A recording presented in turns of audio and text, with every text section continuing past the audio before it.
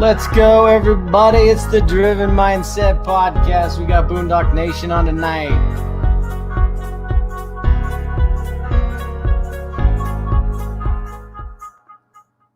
Hello, friends. Welcome, and thank you for tuning in to the Driven Mindset Podcast. It's November 10th, 2020, and we'll be joined tonight by Dylan Rose and Jack Sarama of Boondock Nation, a media company that is taking snowmobiling to the marketplace, and we're going to be talking about culture. My name is Scott Spero, and I hope you are feeling good, and if not, I hope this experience tonight gives you some perspective on how to move forward.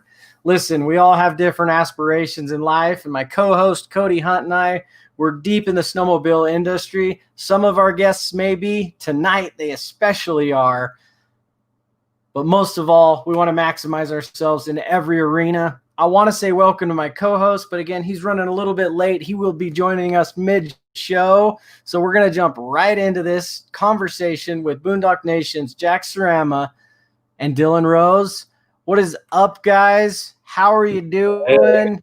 How are you feeling, most importantly? I'm feeling good, Scott. Yeah, feeling alive. Yeah. I love it. I want to jump in early and just say thank you, guys, and let the audience know Jack is now officially a 3-time guest on my show, and Dylan's been on twice, if I'm correct. Yeah. Jack was actually the first person that I interviewed as I launched the Driven Mindset live series a few years ago. And it's kind of nice to see how the podcast arena and the whole video platform has evolved in the last couple years. So here we are, version 2.7.30 of the Driven Network, the Driven Mindset Podcast. Jack, thanks for coming on, buddy. Absolutely, Scott. It's safe to say we've all come a long way. That's for sure. Last time we were doing this, we were out in our first house in Idaho. And, well, frankly, we had no idea we'd be doing this again 3 years later. Yeah, so no kidding. Happy to be here for sure. It's a great test to starting with where you're at and continuing to grow. So it's really neat to kind of revisit this, especially as like the Boondock Nation brand itself grows. And, my experience doing the live sort of interview podcast, which improves a little bit every time.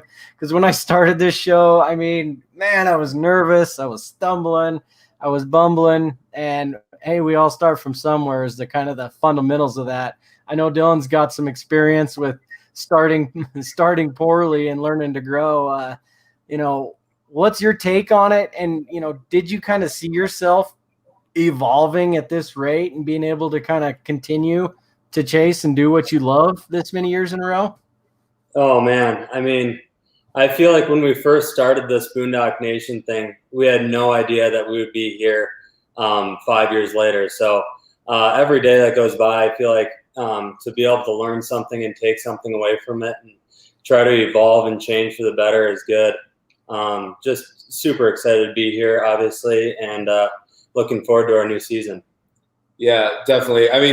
Scott, you've seen the content over the past few years, and I could tell you this, like when we used to do full broadcast episodes as like our primary focus, we'd be on camera in front of a ton of lights, and we would have to say the same line like 4 or 5 or 6 times just to get it right.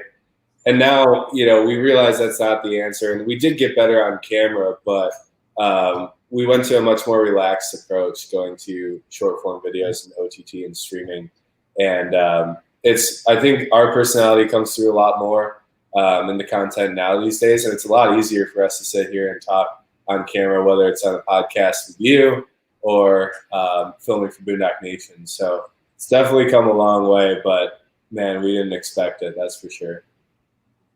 It's part of it, I believe, man. It's growing. And that's what I said when we were kicking the show off tonight. I'm like, this is way less interview format and way stronger in the conversation side of things. So, it's kind of how I see how media's, content creation is going, is the big production, the, rehearsed lines, like you said, type stuff is kind of shifting. People want real And especially now more than ever, it'd be nice to know what people are thinking in a real context. So it's just part of the evolution and adapting to the situation. And I feel like Boondock Nation is just crushing it on kind of evolving with it, where other places, other video companies might be falling off the market. So a little bit of a hat off to you guys, but also, man, I love seeing the Natural Boondock Nation.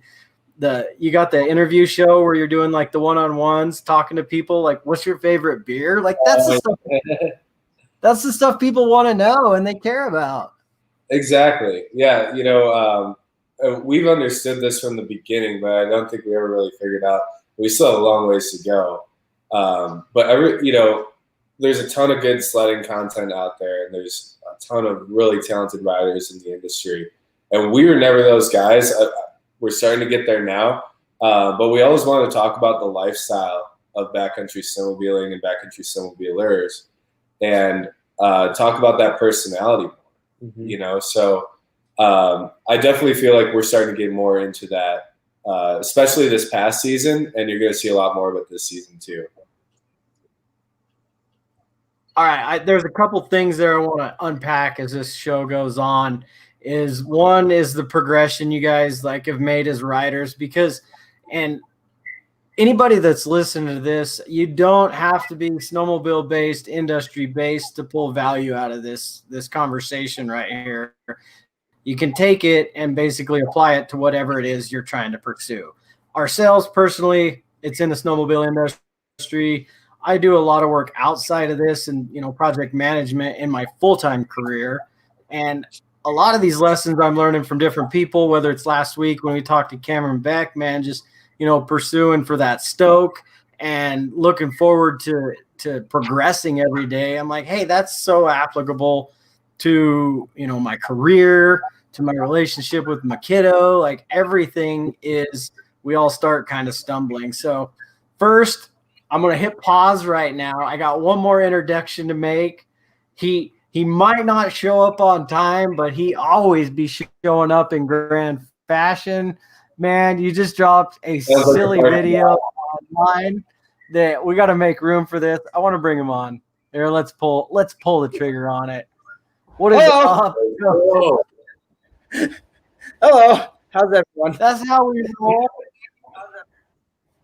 We have snow. The first show, like, you got snow on the brain and big truck on the brain, right? You're out there, you're in Big Red right now, messing around. Like, oh, I gotta go. So I want to say before you take off, Cody, is like, I finally made time to do a sweet introduction, and you were so part of the introduction and the sweet lines, and then I had to adapt on the fly. So what do you have to say about that, Cody? Well, so we have snow here in Alpine, Wyoming, and people don't know how to drive. And I just got home, and we are here and just showing up. So, sorry, boys. Let's have this conversation and let's make it good. Well, Cody, I don't know if you heard me, but I was just saying it's a little bit like meeting you at the parking lot in the morning. It's a few minutes late. Fashionably late. Yeah, hey, we do that too sometimes. Yeah, everyone's done there. Yeah, but I mean, as long as you always show up. Yeah. Yeah. All right. So what's up, boys? How are things? Things are great. Yeah. How about you? Things are good, man. Things are definitely good. Let me put this out on Facebook and Instagram. Scott, you continue doing what you're doing because you're doing great as always. Good to see you. Oh, thanks, brother.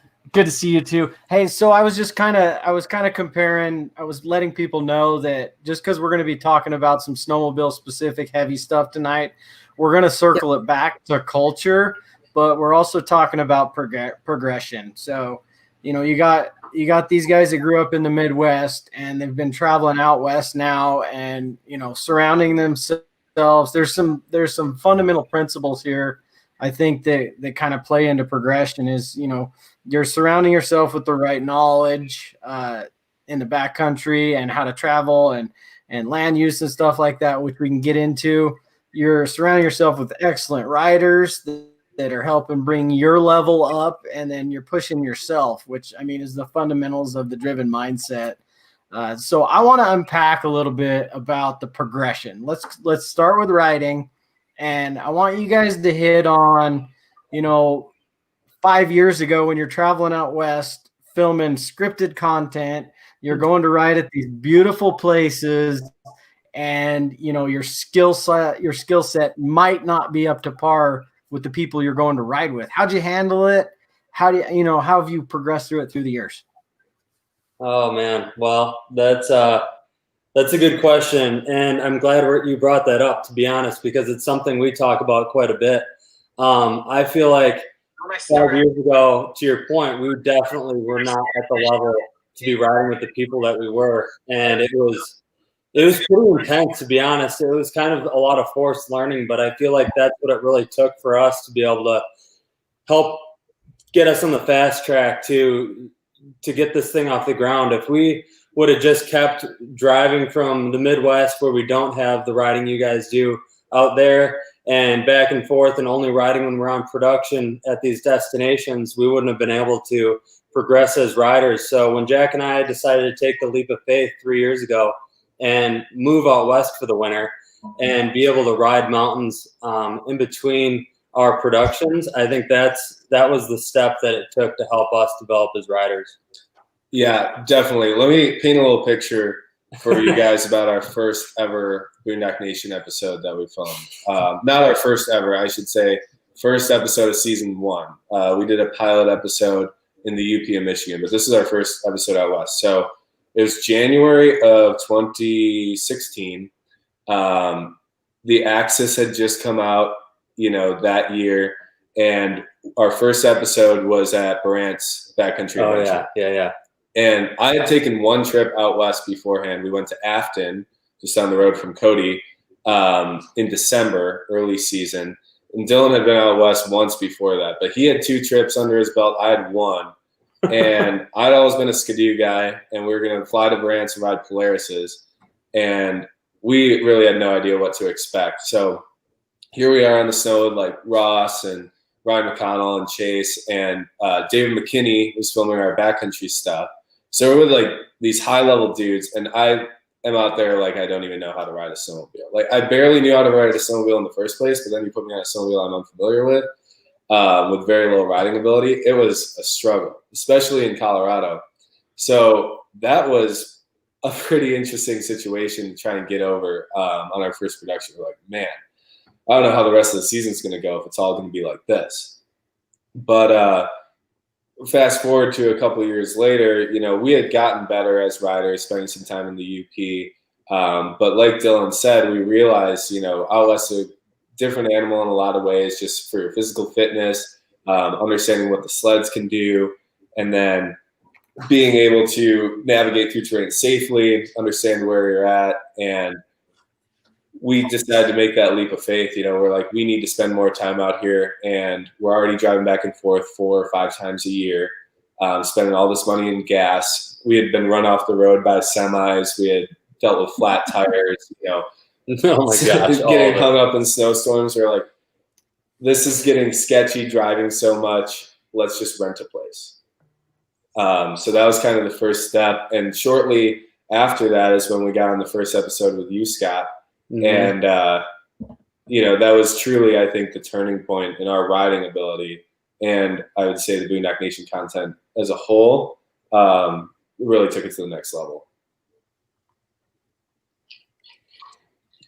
Great perspective check there. And it's because people are tuning in right now. You probably have a lot of new viewers, followers, and listeners over, I would say, even at the end of last season, and putting out some of that content you guys are doing with individual interviews with individual people. You're bringing their audience into basically the Boondock Nation family, and young kids, people like myself, that are a little bit older, see you guys out there and seeing, going to these places and riding, growing as riders, athletes in a brand, and don't get that perspective. They don't know that people suck when they start everything. Yeah. Always it's always an overlooked thing is people forget that 6 years where you didn't know what you were doing. So appreciate you guys sharing that openly, because it's hard, man. It's hard talking about stumbling, but it's the most valuable, I think, for sure. Yeah. There are definitely some frustrating times. Filming in the backcountry is pretty interesting as it is, but when you get everybody set up for a shot, it's a lot of hurry up and wait. So get the camera set up and it's your line, and then you screw it up. You just held everybody up for 10 or 15 minutes. It's hard, and then you can't do it again because the line's blown, the snow's blown, whatever it is. There's a lot of pressure for sure. Totally. So I think it helped push us in a way, but it was definitely intimidating and difficult getting started for sure. Let's compare that now. What about like filming the perfect line, which everybody wants? It's good for camera, it's good for pictures, it's for untouched snow. But I mean, the perfect line versus 30 attempts and failing, like massive value watching somebody fail that much, I think, versus, oh, that's magic. Well, it's the only little windblown area where there was perfect powder and the perfect shot. I mean, it is a little bit of cinematography and stuff, but I think that's where social media wins, is you can show the stories, the behind the scenes type stuff of the struggle. And then when the film comes out or the commercial comes out or whatever it may be, the picture, you're like, oh, I remember when they were there that day. Yeah. I agree with you completely. We're actually going to drop a couple of videos here coming up where we realized we had all this content on our phones, all the cell phone videos from the past season. We're like, a lot of it's been posted, some of it hasn't been.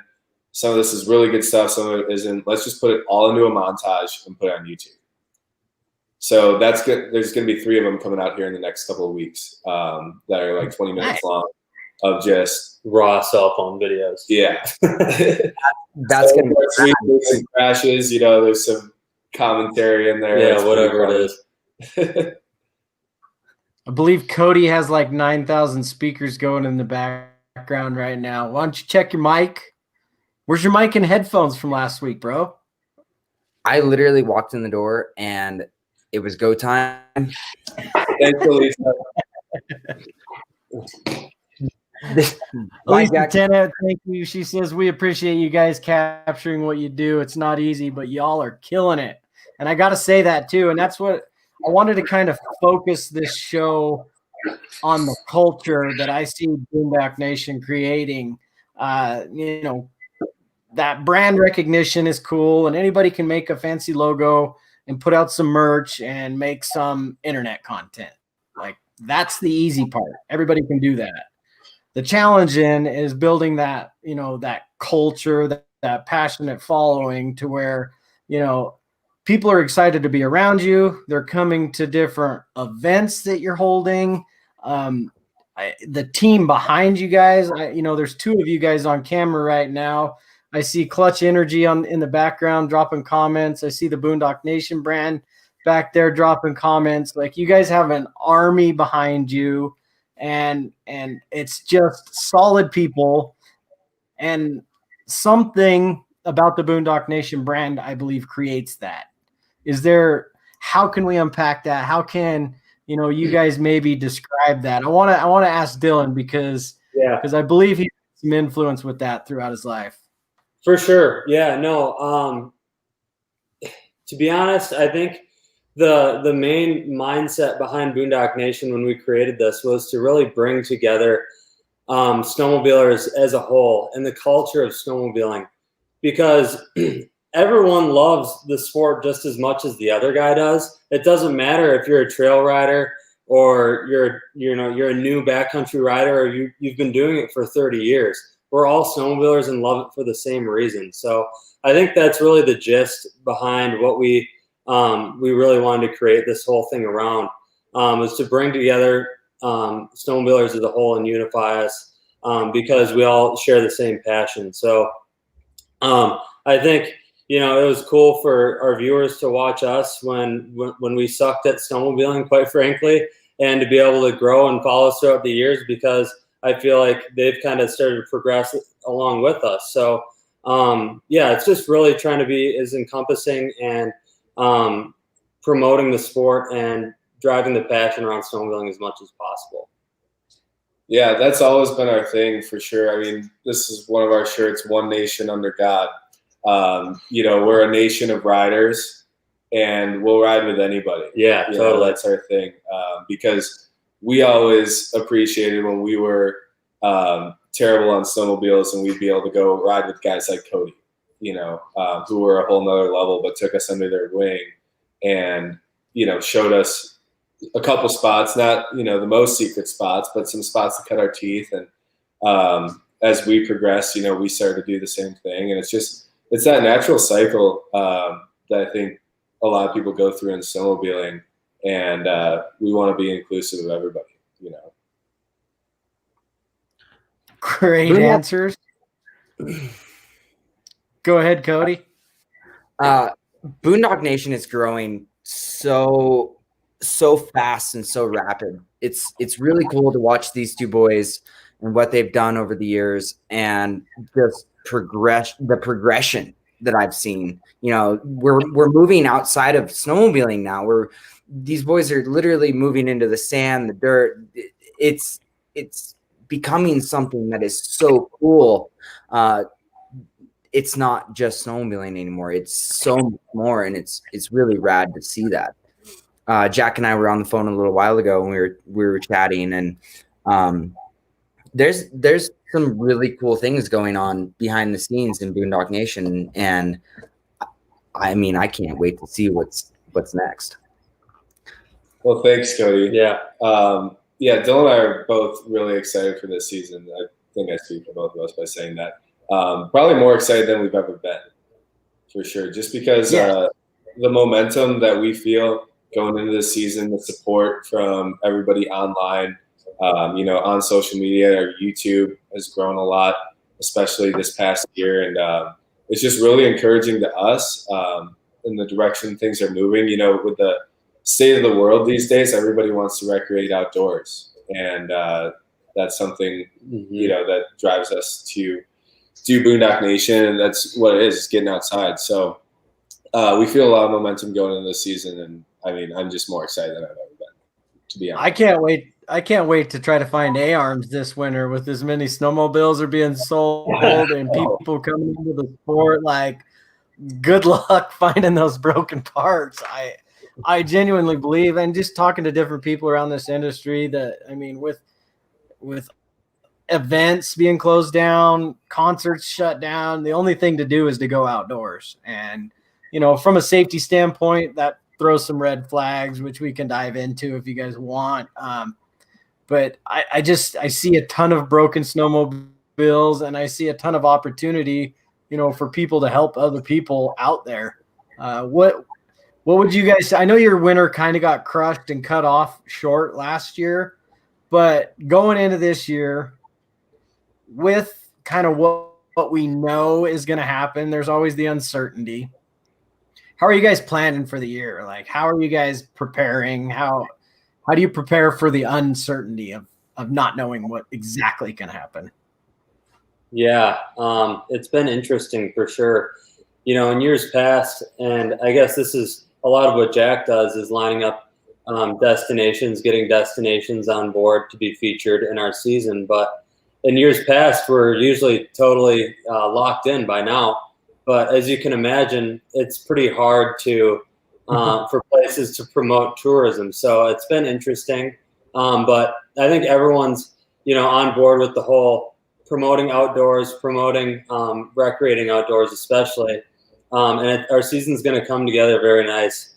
We're going to be pretty Idaho-centric, which will be nice. Obviously, with Canada, the border being shut down, we can't go up there this year.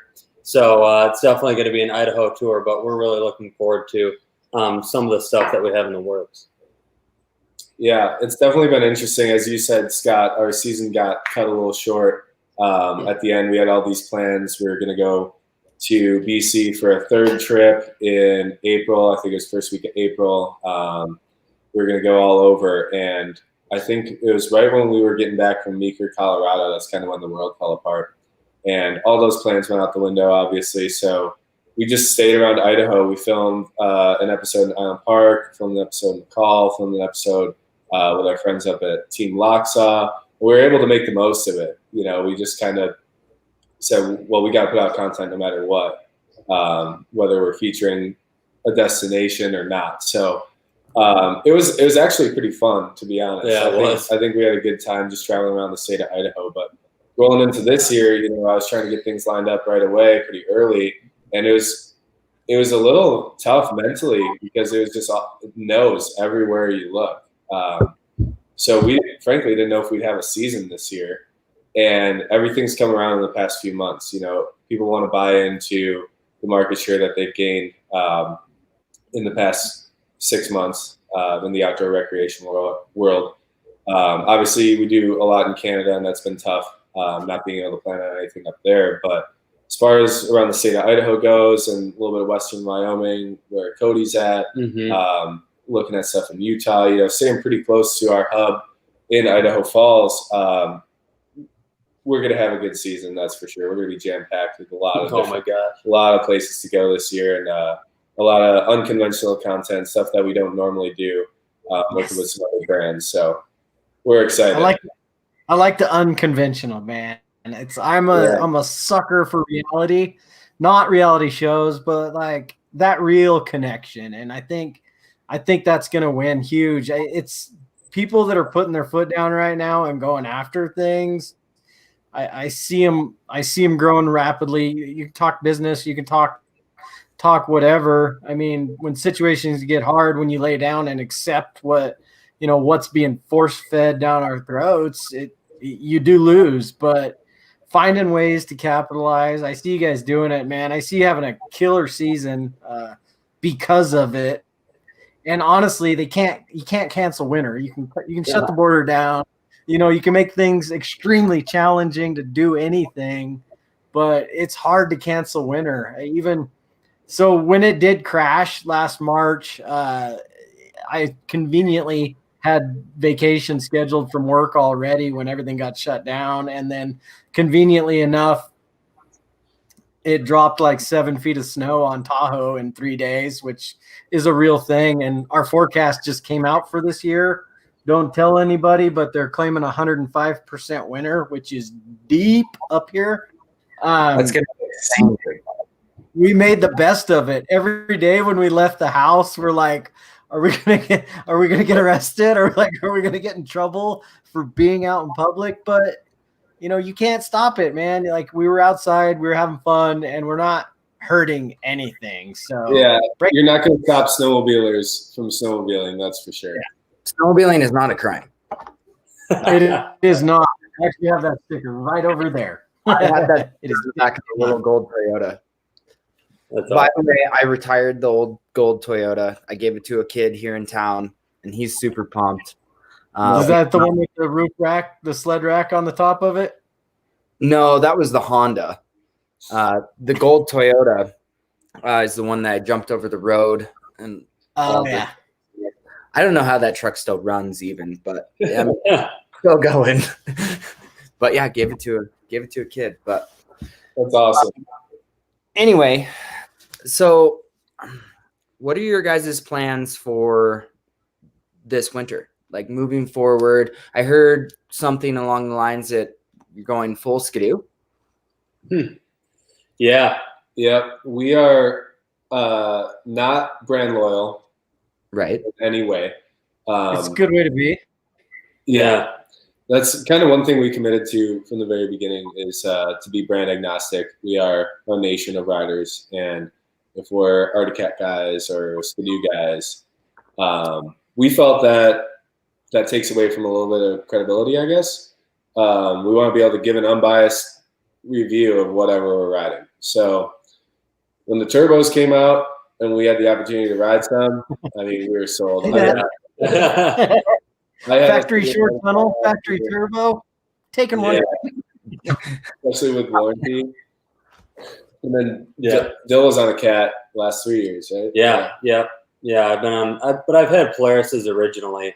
I switched to Cat when the 18s came out, and I've been on them since. So it'll be interesting. Never had a Skidoo before, but yeah, Jack and I will both be on Skidoos this year.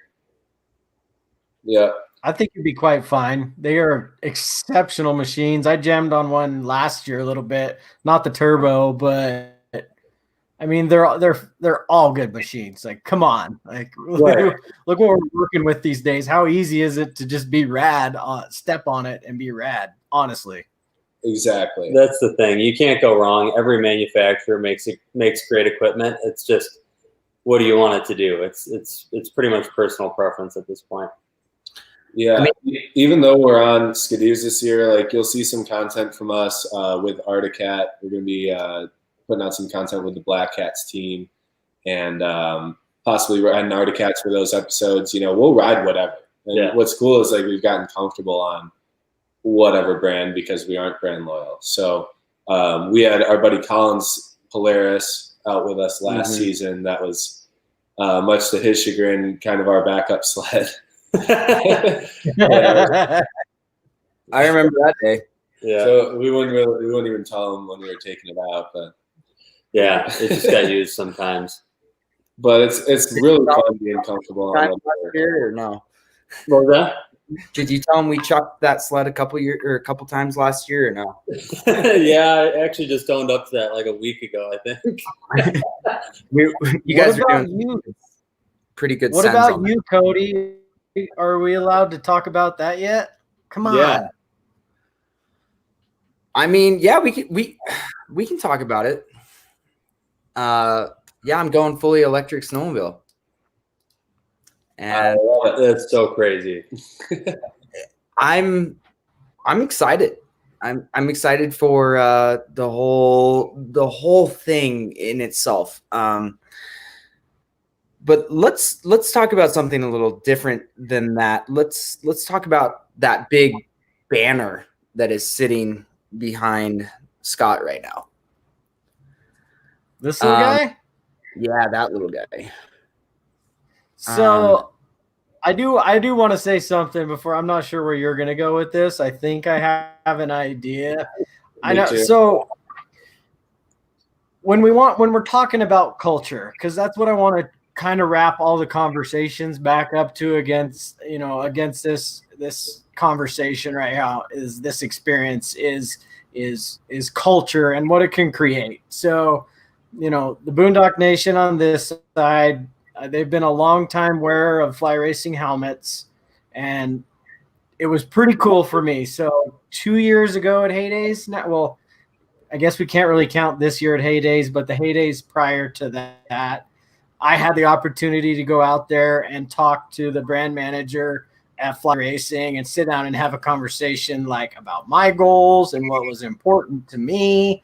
And before I even considered, you know, wearing this and having this brand kind of represent myself. At that same time, I found out that the Boondock crew was also going to be brought into that brand and that, you know, bringing their equity into the culture of fly racing. So Cody, I'm not sure where you're going to go with this, but I got to say, like, this banner behind me represents a hell of a lot more than just outerwear or gear, and it does speak culture to me. I know the crew on the Boondock side can speak to that too. So that's pretty cool. So what's up, Cody? Well, I have made the decision to leave Climb and go back to fly, where my roots are. You know, you guys heard it here first. I literally have talked about this with anyone, but I'm going to put it out there. I'm going back to where my roots are, and I'm gonna start riding for fly again, and I'm extremely excited for that opportunity as well. I mean, with the electric snowmobiles and everything that's going on, I mean, there's big change going on. I mean, I got an F800 sitting in the driveway, and then we got electric snowmobiles and fly racing, and we're doing this. Like, there's been a lot of what's up, dude. But yeah, I mean, we're going all in here. That's culture. All right, dude. So honestly, this is the first time I'm hearing it's official. So that kind of stokes me up. That's pretty rad. Because it was kind of weird when we first started the show when I totally had the fly shirt on and you totally had the climb shirt on. Like we were intermingling. It's cool. But man, I got to say, man, welcome to the family. Welcome to the Fly Racing Snow family. That is pretty sweet. So a little sidetrack there, you guys. Breaking news 319 Productions. Let's throw that up on there. Breaking news. Breaking news. Heck yeah. No, Cody, that's awesome. That's one thing, Scott, I'm sure you can agree with. Like, as far as the culture goes and what people may not see on the surface, like, Fly has definitely developed a family over the last couple of years. Like, we've been in the helmets for 5 years now. Yeah, since the beginning. But we were Motorfist outerwear up until a couple of years ago, like you mentioned. And you could definitely tell, and that's part of the reason we got on board head to toe, is like you could tell there's a shift in the culture. And it was super inclusive, and the rider support was there. And the gear, was hitting another level as it has again this year. And I don't know, we saw a lot of value in that, just in the family and in the culture. So Cody, happy that you're a part of it, man, for sure. That's going to be awesome. I'm excited to come back and rep Fly like I used to. I feel that Fly, when I was riding for Fly years ago, gave me a very good opportunity to be who I am and represent in the way I want to. And it's a pretty rad family to be a part of. So I'm excited. Cool. I'm stoked to have you, man. Congrats.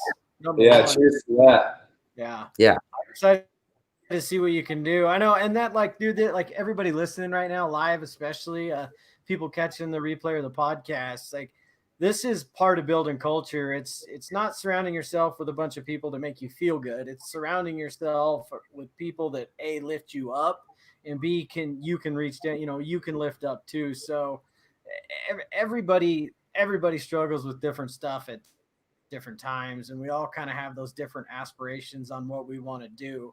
But creating culture, in my opinion, and creating that family type thing, Fly's doing an excellent job at it. They're bringing some amazing people into the program, and it is pretty cool to feel valued and help drive a company. So huge shout out to Fly Racing Snow. Like they're keeping me happy, and I'm excited to watch them grow. But let's kind of bring that back around now. I want to talk. So Fly Racing doing new stuff, outstanding things. Boondock Nation's also doing something this year that you guys haven't really talked about much at all. You're kind of going to let it out right now. I feel like this is just like, come watch the urgent breaking news on Driven Podcast. Hey, it's better than any of the other news out there. Yeah. There could be some other news. Apparently there's an election going on. Like I guess, according to my news feed, some controversy over that whole thing. But let's keep it mindset focused. Let's keep it on what we're doing. You guys are continuing to build that culture. You're continuing to build that brand recognition, and you guys are doing something this year that's kind of new, that's going to give people really that opportunity to come bond essentially, or get more familiar with the brand and the people. I don't know how much you guys can talk about now, but you did mention you wanted to say something you guys were up to this year. Yeah, for sure. So we don't want to give away too much information on it yet, but we will tease the fact that we're going to be having an event up at Sawtell Mountain Resort January 22nd and 23rd. So save those dates. A little meet and greet, hangout, cocktail party. We're going to be doing a little bit of a giveaway. Jack, you can kind of talk about the event a little bit too. But it should be a good time. Really just looking forward to connecting with some of the people that come out to that. And, like you said, building the culture, hanging out with snowmobilers, and just having a good time. Yeah, and it's going to be our first opportunity to or our first time giving people an opportunity to come on the show and ride with us and be filmed on the show. We've done a little bit of that at Heydays, but as you guys know, it's not really the same. So We want to bring people, who have been fans of ours for a long time or recent fans that are willing to come and hang with us for the weekend. We want to give them the opportunity to be on Boondock Nation and come and ride and film with us. So January 22nd, 23rd, Island Park, Idaho. We're going to pack Sawtell Mountain Resort, and it's going to be a great time. Details will be announced soon. Cody, I know it's only 2 hours from you, so you better be there. Oh, I'm thinking about driving up to the city this weekend. Really? Yeah, well, Dalton called me a little while ago, and he's like, well, you want to go snowmobiling this weekend? And I was like, no, maybe, yeah. Yeah, I'll load the truck. I'll be there. So we'll see how that goes. Do you have a deck on the 800 yet to haul a sled? Or you could get up there probably, eh? Dude, it's got a flatbed. Oh, it's already on. I couldn't tell if they had the flatbed or if it was just frame on the back. No, it's full flatbed. I mean, that thing's set up. One thing that I realized about this truck is stopping in the snow. That's something. It needs more weight, I think. But okay, that'll be a fun learning curve. I mean, we're doing donuts. What was that, Scott? I said at least you got enough size behind it that if you didn't stop, you would probably be okay. That whatever you came into contact with, probably not. But yeah, I'm probably gonna run. I came into contact over, but anyway.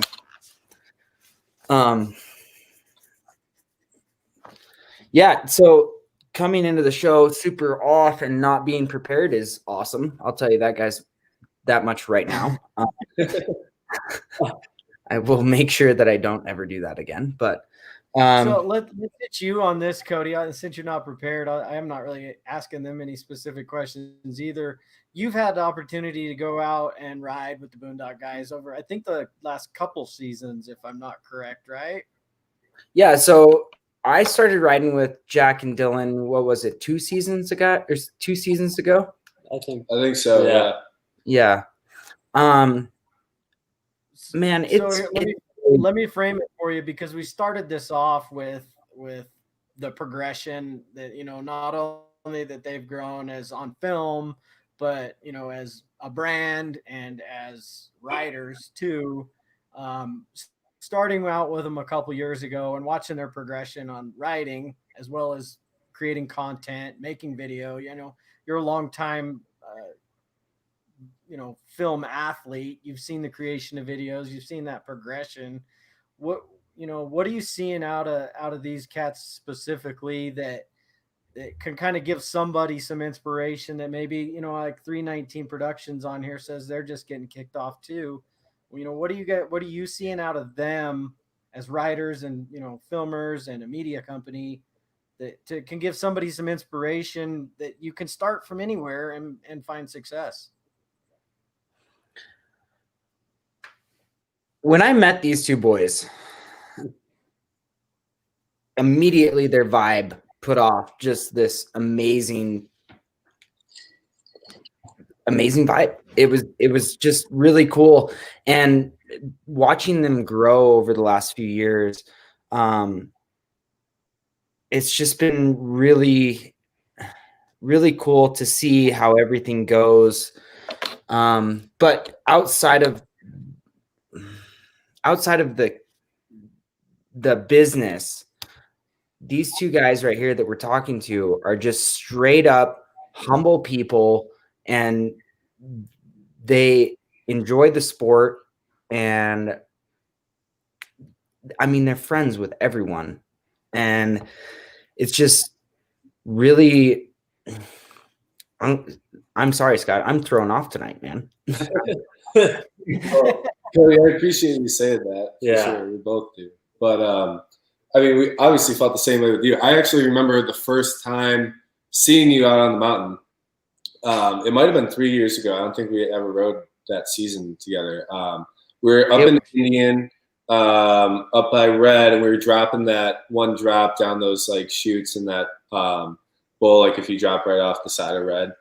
And we saw you up there. I forget who you were with, but Eric Tucker and Buster and a couple other cats. I remember that day very well. You guys rolled up and we had a short conversation, and then you guys dropped back into that. But go on with what you were saying. I remember that day very well. That was the first. We're like, I think that's Cody Hunt, because we recognized your sled. And I think, like you said, we went up and talked to you, and that was about it. But I don't know. That was cool for us. Yeah, for sure. Like, just that you recognized us, and especially out on the mountain, like where we never expected to see anybody else, let alone somebody we knew or knew of. So then I forget how we started riding in the first place, but probably some communication through social media. And I mean, we've ridden with you more than anybody over the last 2 seasons. That's for sure. Yeah. Yeah. I mean, it's been rad. I want to piggyback off that for mindset for somebody watching right now. So you guys get the opportunity to ride with some amazing names, Carl Koosters and the Cons, and like some amazing riders that myself and everybody watching this show. I mean, I know we've talked about it with other people in the past, but the nerves, maybe it's not arranged and they're just in the parking lot and you see them, you see that truck or you see that trailer, or they're going to be in that zone and you come up on them on the hill. How do you kind of manage that emotion? I know what I want to say, but I don't want to just put the answer in your head. When you're going up to somebody that's not at your level, that's obviously higher, been in the industry longer, and has far more experience, knowledge, and recognition, what are some good ways? What are some good tactics for somebody out there to maybe learn how to approach those people, or maybe put themselves in a position to, ask to maybe go ride with them one day, stuff like that? Do you have any input on that? Yeah, I would say I speak for many by saying, like, snowmobilers are just people too. Like, our vibe is not uncommon, I would say. Like, going to ride with Cody, he's like, yeah, I'll ride with you guys. And that's the same thing with most people, especially like when we throw Boondock Nation into it, we're like, do you want to be on the show? Absolutely. But outside of that, everybody out there is a person and started riding backcountry probably pretty recently, since it's a newer sport. And everybody was at day 1 at some point, or day 10 at some point. And now some people are at day 10,000. But I don't know. What would you say, Dale? Yeah, no, I agree. I think snowmobilers, to your point, are just people. And I think snowmobilers want to just be people for the most part. I don't think they necessarily are like super pumped up about having clout or like any of that. I think they just want to be normal people and share the sport for the most part. So I would just say, just approaching someone like they're another person is the best way to go about that. Yeah. Don't go try and climb the biggest thing to show off or hit the biggest drop or wreck your shit. I mean, that's pretty cool to watch too, but surely you guys got to have Kodak. Surely you guys got some Kodak courage stories out there. You care dropping a bomb on anybody that's come on the show, and just get the camera comes out, the jumps get bigger, the throttle gets a little deeper. No, as soon as the camera comes out, things change. Oh yeah. Let's be real about it, boys. Like, the camera comes out, and I mean, it's like when we went to Man Bowl last year, right? One of our last rides. The camera came out and we started sending. And I mean, it works out that way. This dude went so big off that jump in Man Bowl that like his exhaust completely blew apart. Like, broke every spring. I've never seen it. Like, every spring off of my so hard. All the springs snapped on the exhaust. It was actually a recovery mission turned into hitting a jump, to be completely honest. That's right. Remember, you blew your secondary up, and then we were going in the next day to go recover it, and then it was like, well, we're almost there. we may as well go check it out. And, flex tape over the body panel that was missing and call it good. That was crazy. I forget if I was on my Skidoo or Cody was riding. Yeah, I think I was riding your Skidoo because you were riding with Taylor. Yeah, Taylor and I doubled out, which was wild because we were way back there, and you were on a Skidoo, and but that was so crazy when your clutch blew apart. I mean, man, thank goodness you didn't get hurt. Yeah, no, that thing went winging by my face, and I was like, whoa. That could have been really bad. That just goes to show the stroke. Like, we got back there. It was a recovery mission. I don't think any of us were really planning on riding that day. But once we got back there, we're like, well, I mean, we might as well make the most of it. Let's go. Yeah. And then we went back up into Man Bowl, and we were clicking some big jumps. That was fun. Yeah, we had a heck of a day, that's for sure. I didn't even know where my clutching was, or I mean, clutches didn't even match, but whatever. Right. Oh man. Michael Flower tuning in live on Facebook asks, how old are you all? Just curious. And I'll take the lead. And I love saying it, like I'm a 40-year-old rookie into this. And it's kind of how we started the show behind the scenes is like, I'm super excited. This is the first year I can do kind of a legit build. I have some ability to put some parts on my snowmobile, which I'm super stoked about. And I have the ability to maybe learn how to, film some of the content of doing it. So I'm a 40-year-old rookie at this. I'll pass it over to the Boondock crew. Well, I'm 23. And Me too. Yeah, Jack too. We're pretty young. August. Yep. And I'm 30. Really? On the button. On the button. So yeah, Dylan and I started riding backcountry when we were like right when we got our driver's licenses. I'd say I was around 16 years old. Yeah. I bought a Summit that year. You had an IQR. Yeah, I had an IQR, yeah. With like a bigger track. That thing was sick. I wish I still had that thing, to be honest. Somebody out there's got it. Start taking trips. Put that out in the world enough, it might come back to you. Yeah. That'd be cool. Yeah, we started taking trips up to the UP of Michigan. I mean, it's like an hour and a half drive for us to get up near Houghton, and we're going up there literally every weekend once we got the itch. We had been ditch banging for a couple of years, and then once we had the ability to travel, that's when some fuel was thrown on the fire for sure. Excellent little perspective for people. Be totally honest. I see when I was 23, that's the year I graduated college, University of Wyoming, go Pokes.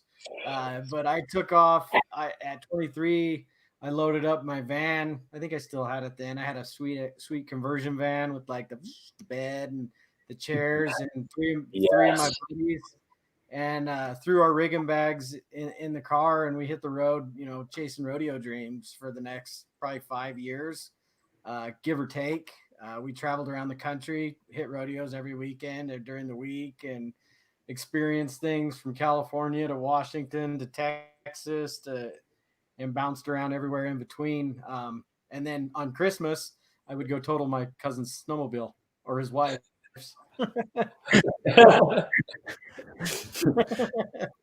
Scott, what brought you into the industry, buddy? Like, I know we talked about this a little bit on Sled Addicts podcast at Snow Show, but like, where did snowmobiling start for you? Dude, 2 years old, man. Family. It's family for me. My grandparents had a place up in Cascade, Idaho that, my aunts and uncles and everybody we'd go to all winter. My grandpa basically lived up there and snowmobiled all winter.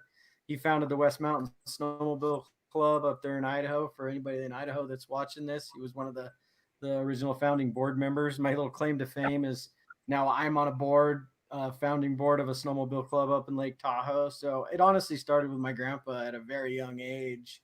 But everybody rode, man. Aunts, uncles, mom, cousins, sisters. We would leave the cabin 15, 18 sleds deep and head up West Mountain and start riding. So it's always been with me, but it was something you did on Christmas break. It was up until 3 or 4 years ago, like we said, when backcountry snowmobiling really started to kind of take off. I mean, you got, Cody had been doing it for a while, and a lot of these guys have been in the industry for 100 days.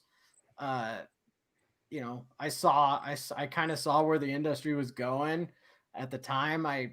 2016, I bought that Axis I have, and man, I found a new passion for it, and it really connected with me a lot of the ways that growing up, rodeoing and pursuing, my gold buckle dreams, snowmobiling and the industry hit on a lot of those points, and I've just kind of been chiseling away at it over the last 4 years to here I am today talking to, Thunderstruck Films, Boondock Nation media guys. Like, it's a pretty humbling experience for sure. And since we're talking about culture, I can circle that right back around. Is like, I like to feel like, I've presented, a realistic culture for somebody that can take on a new sport at 40 years old and really, put in the work and get into shape. I mean, the 75 hard stuff is fun and all, but if I didn't have the industry to pour myself into it,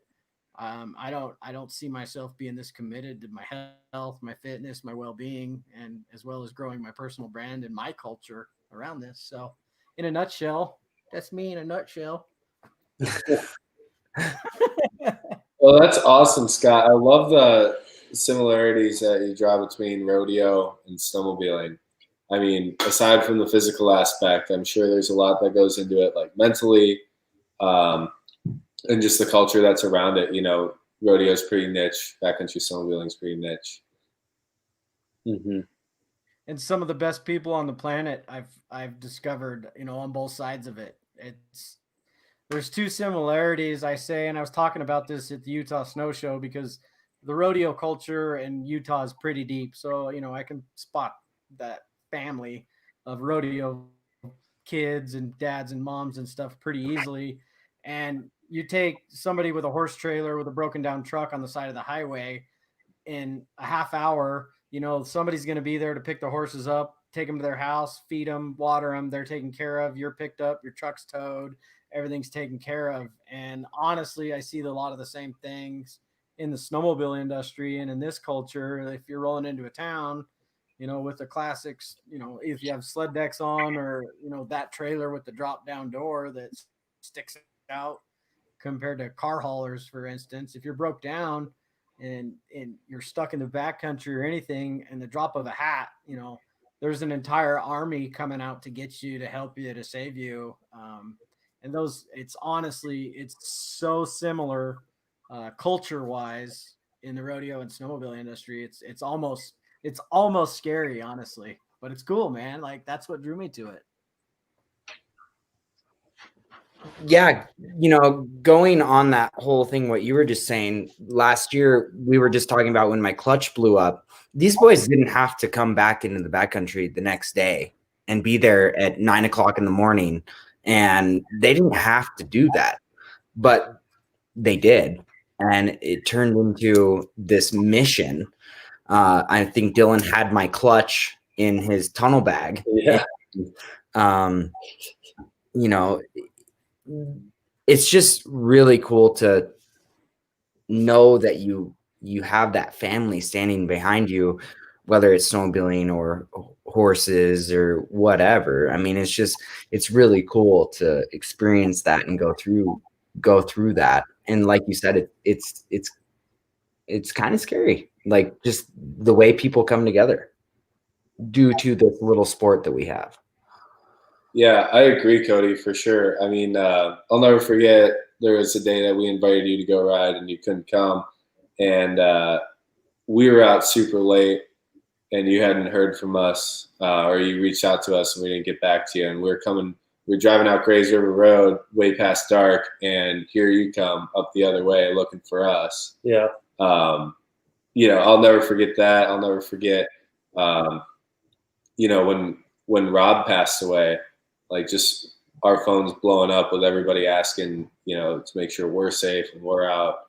Because we were riding not too far from where that happened. We were with you that day, I'm sure. Yeah. You felt the same thing, but yeah, the support and the family that backcountry snowmobiling presents and brings together is, man, it's one of the reasons that I do it. For sure. I can honestly say I feel like I've been in more adverse situations with snowmobilers than I ever have, and always come out of them better than going into them. I feel like just a really cool group of people. It's really rad just to hear you guys say that. I remember that day very well. I was very worried about you guys. It was late in the season, and that was the day you guys all went up to Murphy and went and took all those beautiful pictures up on the ridge line. Yeah, I was worried about you guys, but you guys made it out, and stoked on that. And yeah, like I said, I'm a little off tonight. Sorry, guys. Well, dude, Yeah, you should have been there that night, I wish I would have been there. So. What did you say, Scott? I said that was a great question, Cody. Look at the conversation it started just by asking me, how I got into snowmobiling. I greatly appreciate it. Which also I want to give a shout out. We have 15 people live on here. Any number of people watch this replay. Sled Addicts podcast that we did should be dropping this week. I just talked to Rylan. He said he's getting it cut up and it'll be out this week, where I go in depth. I go in depth pretty deep on what truly draws me to snowmobiling, and I'm going to save it. So download Sled Addicts podcast with Cody and I. And there's one moment in my life on a snowmobile that I think kind of shaped, kind of how I operate on a day-to-day basis, and definitely drives me every day when I'm out on the snow. So tune into that to find out. That's my breaking news. That was a really cool conversation, Scott, that we had in Salt Lake. That was a 2.5 hour podcast that we did. And oh my gosh. Dude, you put the headphones on and start talking, and like, I think that's what's going on right now is I don't have my headphones. So I'm not focused. The one day you had them.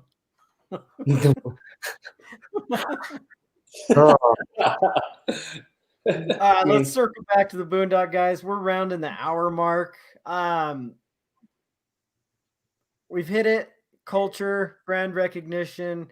I think you guys are doing a great job on it. I know there's a legacy of people that have helped you get to where you're at in the program. I know you guys have had some great mentors, whether it be from, people you've rode with, business relationships, or just leadership inside your own personal lives with family. Just to wrap it up, I'll let Jack take it first. Dylan, maybe you wrap up after that. When you hear the word culture, when you think of culture around not only the Boondock Nation brand, but your own personal brand, your own legacy, basically, what are some key points that people may have passed on to you, or experiences that help you stay grounded and keep moving forward in that? Yeah, that's a really interesting question. Outside of snowmobiling, I have just always appreciated people that are humble. People that don't necessarily talk about what they do when they're at a higher level. And that's something I've always respected. And you see a lot of that in snowmobiling for sure. Like typically somebody that's really darn good on a snowmobile doesn't like to talk about it. Which I respect, and I think that's awesome. And that's something that I want to try to model going forward, as I become a better snowmobiler for sure. I'll say too, like I remember certain moments that define the culture of snowmobiling, or what that picture perfect image of culture and snowmobiling. One day that comes to mind is when we had a big group, and this was in the spring. Big group of us went up into the Murphy Bowls in Alpine, and Andy Thomas was there with his brother Cole, and Ryan from Snow West and his son Porter. Jay Menaberry was there. We were there. Blaine. Yeah, Blaine Matthews, Lars Hyde, who guides for Sand, who we've ridden with quite a few times over the past couple of years. We had a big crew that went up into the bowls, and we were going to build this jump, and then we see across the bowl Travis Rice and some other snowboarders, all on sleds, all snowmobile access stuff, hitting this just giant wedge into this gnarly landing, hucking double backs and stuff like that. And we were just in awe watching them do their thing. And then they came up and were watching us hit this jump. And then they're like, oh, yeah, you guys can go hit our jump. We're done with it. And nobody would hit it except Cody because it was just insane. But for us, and this is kind of that crossover between skiing and snowmobiling, which is really cool too. It was just one big happy family up there in the backcountry. And this was while COVID, nobody really knew what was going on. This had to have been middle of April.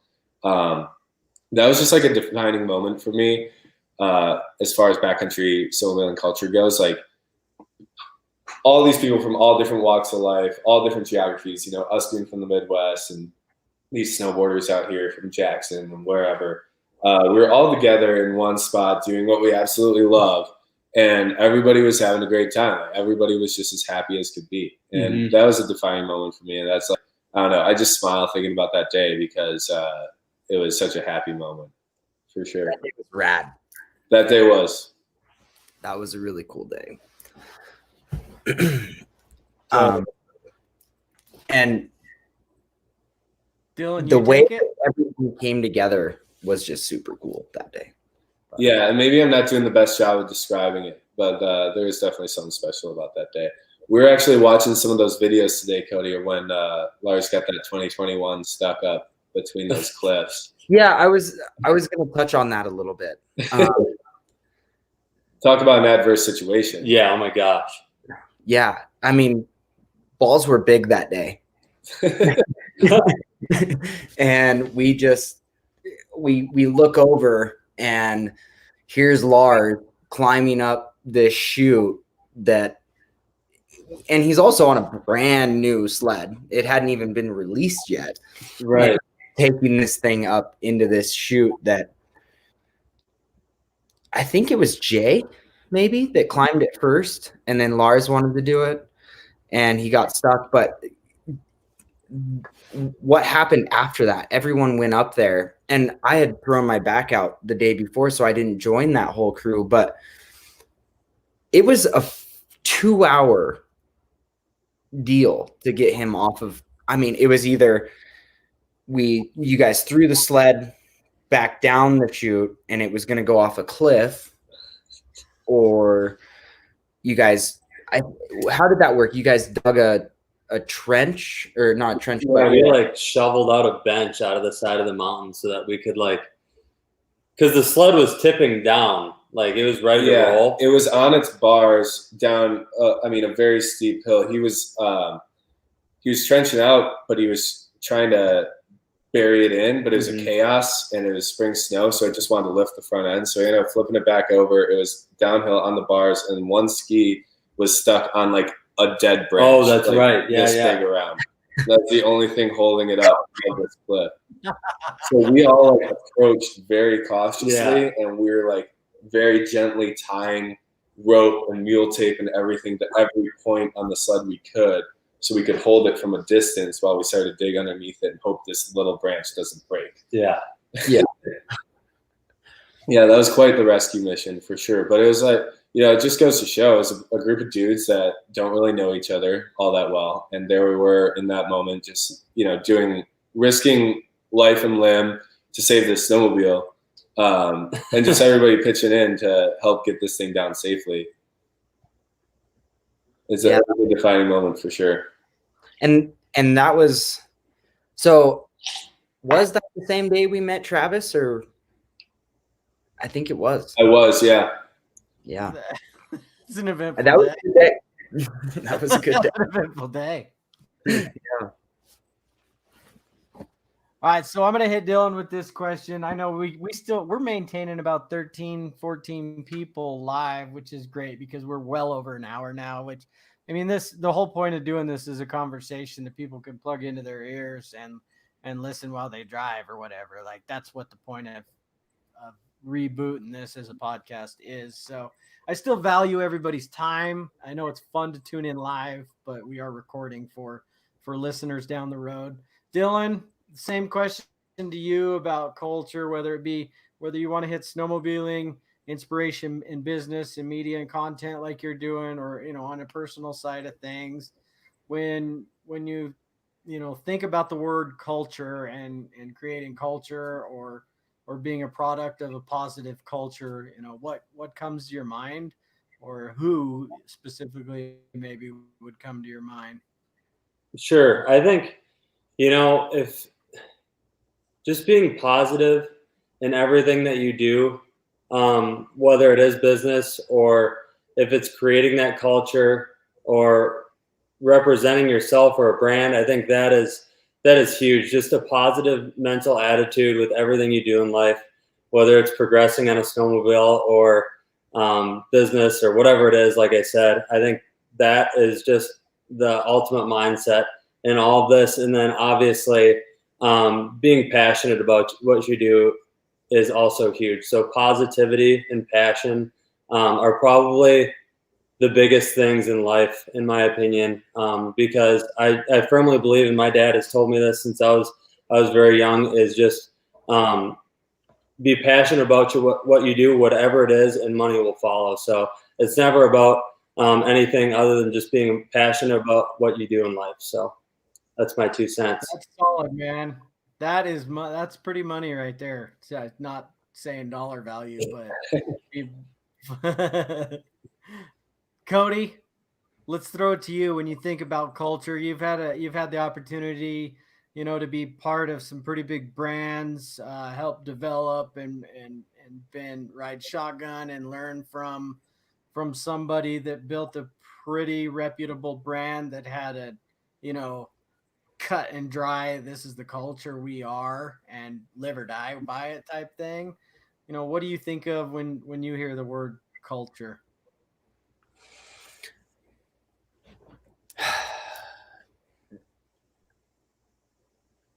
When I think about this, and I feel like I've had this conversation all day long.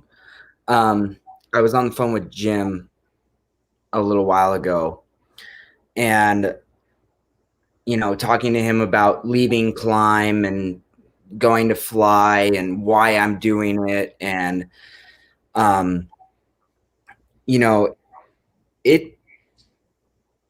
you just so at a loss of words today. I don't know if it's because I talked so much today or what it was, but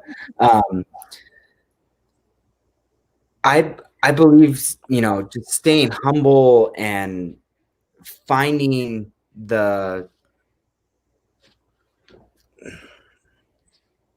I'm all over the place, Scott, to be honest. I have many things going on in my mind.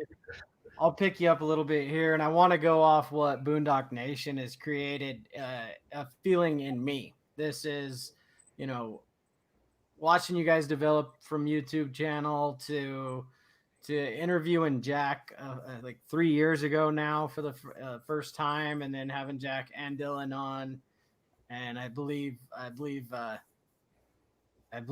know, I think Gatlin was with you guys too. Yeah, he was. Yeah. And then having you on now, seeing you guys at events, partaking in some of the VIP parties at Heydays. The Boondock Nation brand as a whole is so welcoming to, like you've said at the beginning of this show, to all types of people. At that Boondock Nation party, there is everybody from people that you guys, maybe went to high school with, that that work maybe for other companies and brands that are there, that are now proud participants in the Boondock Nation brand. And there's an overall feeling behind it, including myself. When I come there, I can still remember the first time I believe Whitney came up to me, and when you guys were doing the Merry Christmas edit at Heydays, and she's like, Scott, we want you to be in this. Will you do a Merry Christmas for me? Like, I felt that was really cool. I felt so included in your brand that it gave me just like an unbounding amount of gratitude. And honestly, that to me is culture. Inclusiveness is nobody. When I think of the Boondock Nation brand and and your guys' culture is you don't exclude anybody.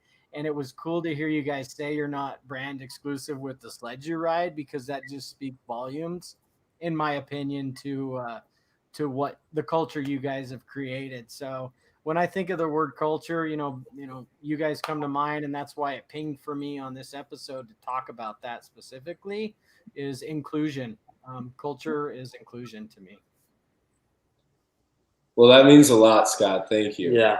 And That's too. That's like you said with the Heydays party, that perfectly defines it right there. Is like when we did the first ever Heydays party, we just let anybody in, and I wish we could still do that.